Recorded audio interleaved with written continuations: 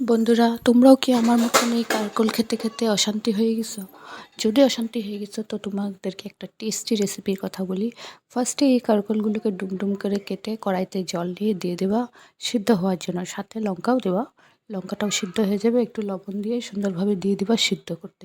যখন কারকলটা সিদ্ধ হয়ে যাবে, দেখতে পাচ্ছ আমার সুন্দরভাবে সিদ্ধ হয়ে গেছে, তারপরে নিয়ে নিবা শিলপাটার উপরে। কেন কি বাটা বুটা খাওয়ার মজা হচ্ছে শিলপাতাতে নাকি সেই গ্রাইন্ডারে। তো দেখতে পাচ্ছ সুন্দর করে আমার মতন করে বেটে নিবে। শিলনোড়ার মতন স্বাদ আর গ্রাইন্ডারে হয় না।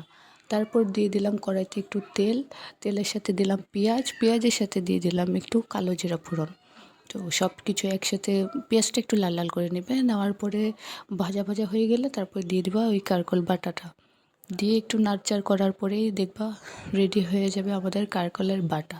আর একবার যদি এই কারকল বাটা খাও, তারপরে সেই কারকলের ভাজা কারকল তরকারি সব ভুলে যাবে।